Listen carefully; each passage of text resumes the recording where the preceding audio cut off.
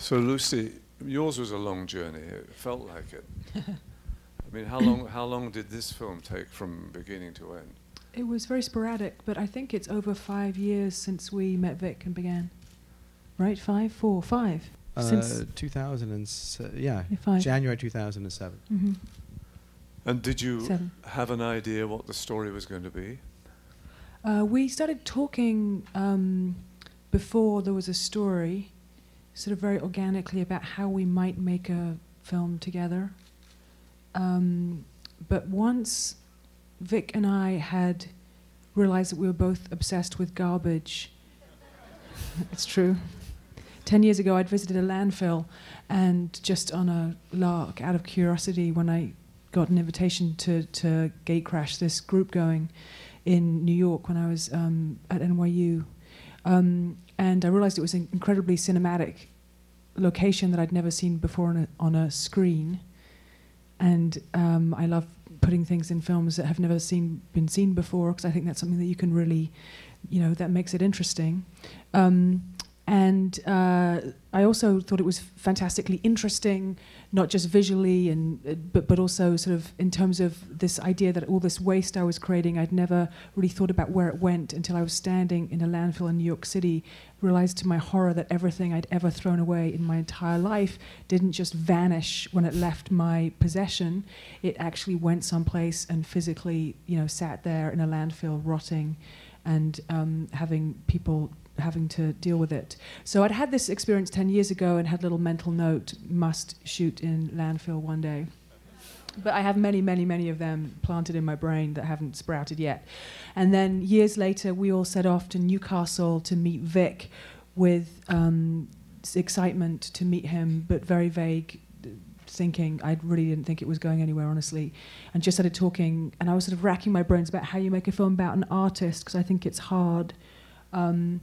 And especially the kind of films that I was excited about making at that point, really with a story that you could follow, very verite, but very substantial, with characters, and using sort of cinematic techniques with great music and great editing and great cinematography, but telling a documentary story. I was really excited about, all of us are in this beautiful time where we have affordable, high-quality cameras, non-linear editing, which I think for documentaries, as we all know, when you're piecing things together in the editing room, non-linear editing is the best thing that ever happened to our storytelling techniques. So anyway, all this stuff going on in my head, blah, blah, blah, blah, blah, blah, blah, but it's very rare. It's like falling in love. Well, how often do you find a movie, that you actually want to make or you think is worth making? I think, for me, very, very rarely. But I was very excited to meet Vik, who's a spectacular artist whose work I'd also come across in New York. I was excited to work with Angus, and I was excited, but I have many conversations where I'm excited, and this was just another one of them. And then we later went to New York, and we kept talking, and then I said to Vik, have you ever thought about working in garbage? Thinking he makes work out of interesting materials, because he works in everything from peanut butter and jelly to cloud trail, condensation trails with planes. He loves to work with unusual materials. And he said, yes, there's a project I've always wanted to do, but it's too dangerous.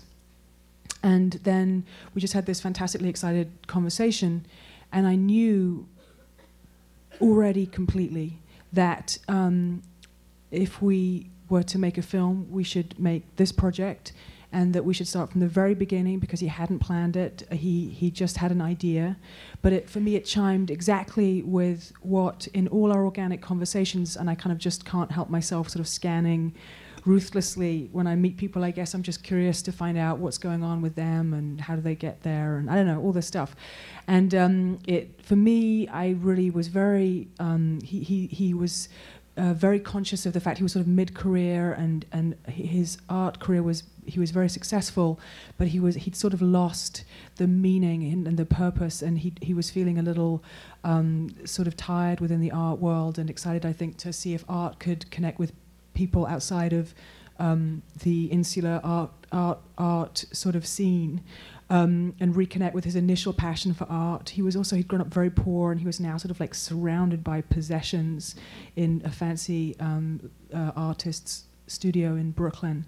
And there's just lots of reasons why when I thought about him going back to his roots, and he'd grown up very, very poor in Brazil, to go to a garbage dump. And because of this, 10 years ago, I learned about catadores and garbage, people who pick through garbage for recyclables, and had studied that a little bit in this class I just kind of sat in on for a laugh 10 years ago. I knew that that project would be all the rich food for thought that I think Wasteland generates now as a movie. Angus, were you surprised by what the art was? No, because I'd known Vik before, so that's how I sort of had come to the project. So I knew Vik's process, and that's how I'd sort of come on board and was actually working on a short film about Vik before. I think in terms of what this process was and the size and scale of that work using the garbage, that was something I don't think any of us at the beginning quite anticipated. And using that sort of wet, organic garbage as the sort of paint was really something. And the scale of it was very different from the initial work of Vik's than I'd been aware of before. So I loved how challenging it was. I mean, that was, for me, that was what made it substantial enough, was that idea of him really being challenged. So it was like the Everest of art projects. But there's a very moving section in the film when you discuss the impact on the people who working in this landfill suddenly were photographed by him, and then suddenly appeared, as you see here, in a great piece of art. And then what effect was this going to have on their lives? They were going to be taken off to London or New York as part of all this, and then sent back into the landfill.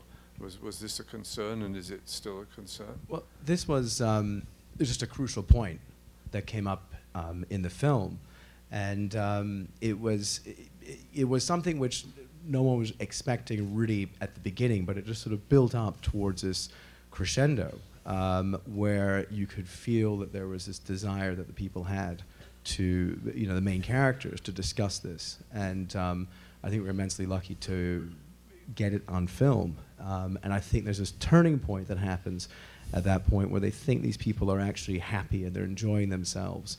And then there's this concern about sort of where the project's going. And I think if you look at it, early stages of a film like this, there can be issues such as exploitation and others, which we were never concerned about because we didn't think that's what you're doing. But I think it was very interesting to see those characters who were leading this process really addressing that issue. And I think it addresses issues that we all have about how do you help people? How do you do something charitable in terms of giving? You can extrapolate it to a much broader range of things. They were at the forefront of it. They had someone, do you take this person off to London for this show? And Vik has his idea of what he wants to do.